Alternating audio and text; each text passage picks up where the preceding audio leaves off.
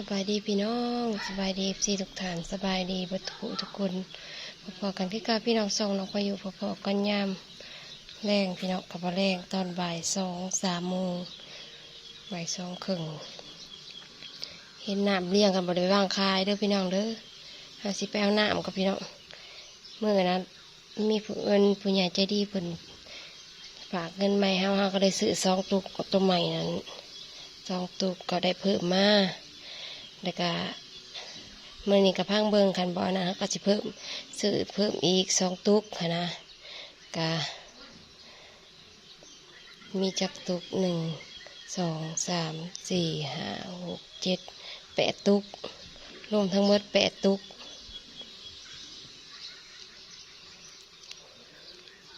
ก็จะซื้อเพิ่มอีกแล้วก็จะไปเอาน้ำ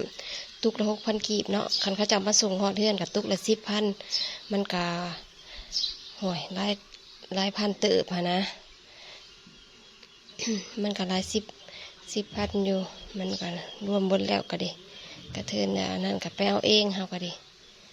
ว่าอยากซื้อตุกเพิ่มอีก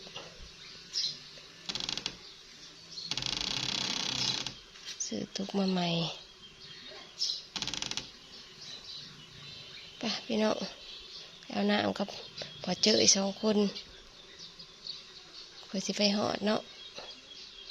เดะได้พี่น้องเลยมาหอดโรงงานน้ำแล้วพี่น้องเลยมาหอดแล้วจักตุกเลย10 ตุกบ่จะไปหาในไซมาหอดได้10 ตุกบ่นี่10 ตุกขันหอด10 ตุกนั่นซื้อเพิ่มบ่กันทอด10 ตุกแล้วก็บริซื้อเพิ่ม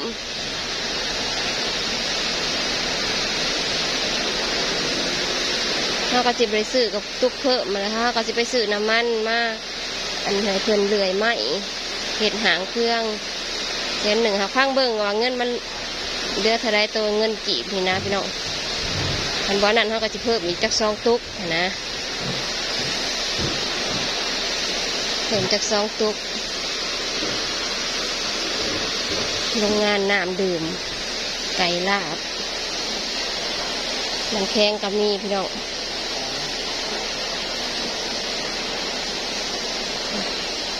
ผลิตน้ำแข็งมาลุ่นพี่น้องว่าสิเบิดจาก100,000มื้อนี้เนาะกะ10 ตุก10 ตุกตุกแล้ว6,000กับ60แล้วเขาก็จะเพิ่มว่าจะเพิ่มมันกระตุกอีก2 ตุกเนาะตุกละ100แต่บางหูเขาจะว่าตุกละ100แต่บางเงินกีบเขาจะที่เท่าไรฮะนะรอรุ่นพี่น้องเขาก็ก่อนอื่นก็ขอบคุณผู้ใหญ่ใจดีเนาะที่คอยซัพพอร์ตคอยช่วยเหลือทุกสิ่งทุกอย่างเนาะรอยFCบัตุกุทุกคนที่คอยเบิ่งคอยชมคอยให้กำลังใจคอยซอยยุซอยดันเนาะ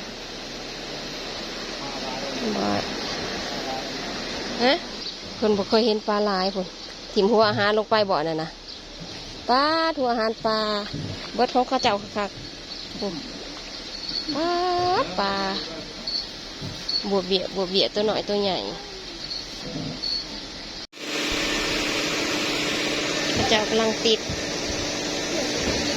ถุงยางมาอันนี้ก็ดื้อมานำงานใหญ่เดี๋ยว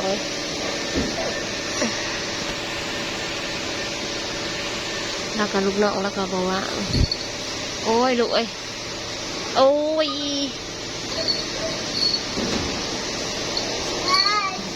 ไม่ใหญ่ล่อมาเลยนะ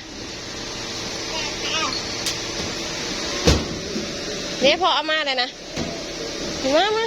เอาตุกน้ำ2 ตุกพี่น้องเพิ่ม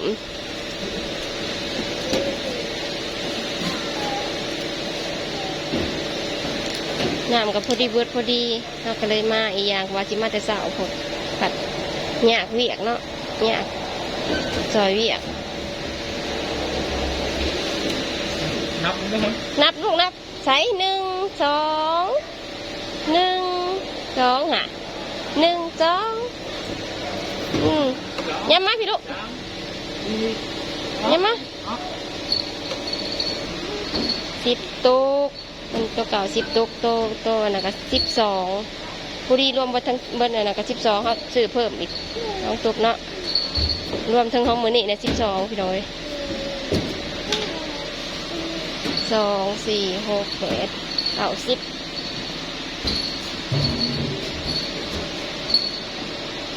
น้อยนี่ก็ได้กินหลายเป็นเดือนผู้ได้พี่น้องเอ้ยตุ้งน้ำมันน่ะก็เอาออกมากกว่า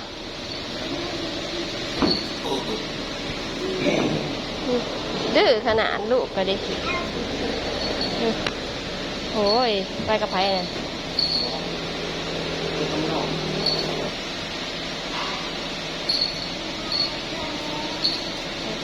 มี10มาเพิ่มอีก2ก็12ก็รวมทั้งเบิดกับเท่าไร100,000 ปลายบ่200,000 ปลาย190,000พี่น้องเราก็จะไปแหวะซื้อน้ำมัน100,000มาใส่อันฮะ130,000อันนี้ก็60ใส่30เป็น90ก็สิซื้อน้ำมันอีกได้100,000กับน้ำมันต้นนี้ได้นี่น้ำมันอันนี้ก็มีน้ำมันได้ดีนะก็อ้าย2 อ้ายนะบริมาน้ำกับอ้าย2 อ้ายมาน้ำกับเบิดหน่วย4 50 60 70อันนี้ก็มีน้ำมันได้นี่นะน้ำมันน้อย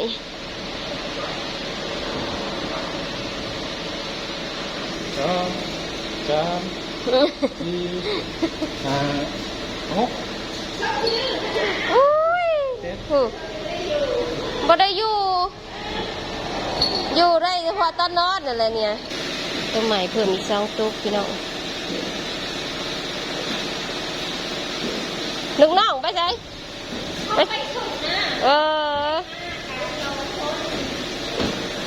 โดย600,000หาโดย190,000โดยเหลือ4รวมทั้งหมด190,000เนาะโดยเหลือ460,000ขนาดพวกนี้หันแหลมโดย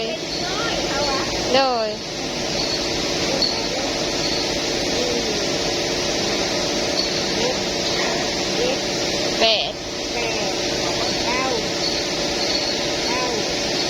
เงินใบอันหนักใหญ่กับบ่มีบ่400,000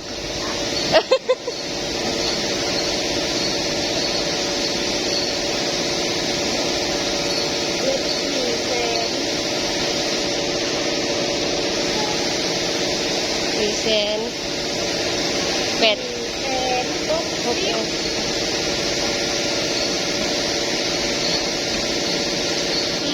460,000โดยพี่น้องเพิ่ม190,000แล้วก็ตอนนี้ก็สิไปซื้อน้ำมันอีก100,000มาเลื่อยไม้อันให้พ่อมีเพิ่นเลื่อยไม้เพิ่นอันสิเลื่อยเฮ็ดห่านเพื่องเพิ่นแน่แล้วก็สิเลื่อยเฮ็ดอันมองไหวเขาของเฮาแน่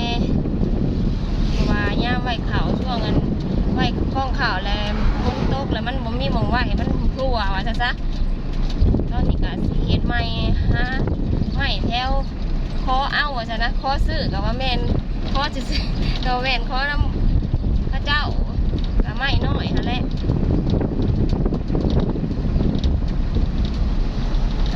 เท่ากับเนาะบ่มีเพิ่นก็ออกมาหลายแล้วเพิ่นก็ตัดพื้นตัดยางแล้วก็ออกยางลูกแนมหันแนมนี่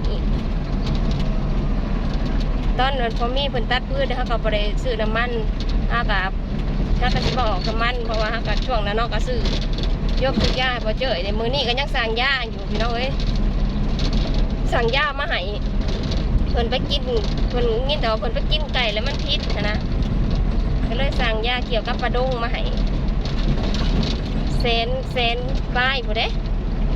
200,000รวมทั้งหมดค่าส่งกันดิ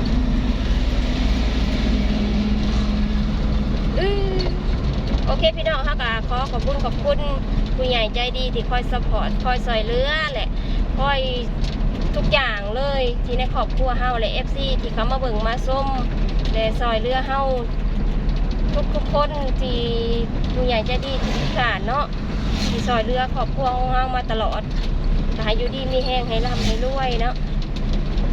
ให้ร่ำให้รวยความเจ็บอย่าสิได้ความไข่อย่าสิได้มีเด้อคิดสิ่งใดทรงคิดทรงคงมุ่งมั่นปรารถนาให้พบเจอแต่สิ่งดีๆผู้ใหญ่ใจดีเบิดทุกคนเนาะแต่ FC ที่เขามาเบิ่งมาส้มที่คอยหามก็ให้กำลังใจก็ดีให้อยู่ดีมีแห้งให้ร่ำให้รวยแล้วก็รวยยิ่งขึ้นไปให้เงินในน้องทองไหลมาเด้อผู้ใหญ่ใจดีเบิดทุกคนคลิปหน้าพอกันใหม่สบายดี มาดีกันนะ สบายดีพูดสบายดีพูดข้าแต่เบิ่งจะโหลดพี่น้องเอ้ยสบายดีพี่น้อง